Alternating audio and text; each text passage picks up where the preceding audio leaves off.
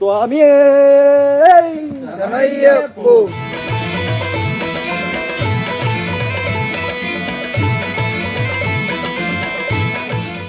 വന്യമൃഗങ്ങൾ വിഹരിക്കുന്ന വനപാതയിലൂടെ ശരണം വിളിയുടെ ബലത്തിലും അയ്യപ്പന്റെ സംരക്ഷണയിലുമാണ് അവർ ശബരിമലയിലേക്ക് എത്തുന്നത്. മുന്നിൽ വരുന്ന ഏതു പ്രതിബന്ധത്തെയും അയ്യപ്പൻ തരണം ചെയ്യുമെന്ന വിശ്വാസത്തിലാണ് കാനനത്തിൽ ഓരോ ചുവടും വയ്ക്കുന്നത്. എരുമേലി അഴുത വഴിയും സത്രം പുല്ലുമേട് വഴി എന്നിങ്ങനെ 2 കാനന പാതകളാണ് ശബരിമലയിലേക്കുള്ളത്.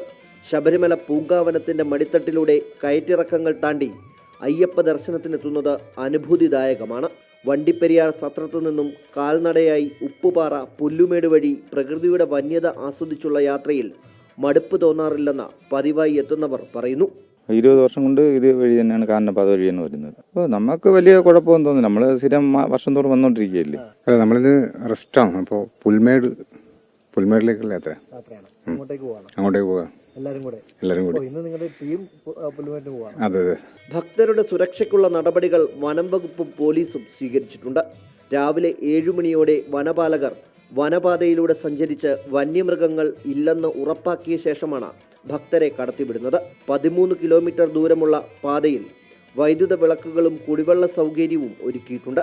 സത്രത്തിൽ നിന്നും ഓരോ സംഘത്തിന്റെയും ആളുകളുടെ എണ്ണം രേഖപ്പെടുത്തിയ ശേഷം ടോക്കൺ നൽകിയാണ് കടത്തിവിടുന്നത്. സന്നിധാനത്തിന് സമീപം പാണ്ടിത്താവളത്തുള്ള അവസാന ചെക്ക് പോസ്റ്റിൽ എത്തുന്നതുവരെ ഓരോ ചെക്ക് പോസ്റ്റ് കടക്കുമ്പോഴും ടോക്കൺ നോക്കി എല്ലാവരുടെയും സുരക്ഷ ഉറപ്പാക്കും.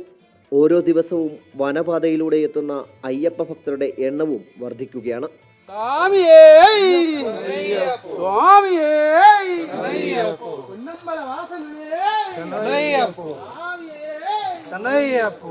ക്യാമറമാൻ മനോജ് പേരാമ്പ്രയ്ക്കൊപ്പം രജിത് കുമാർ, അമൃത ന്യൂസ്, സന്നിധാനം.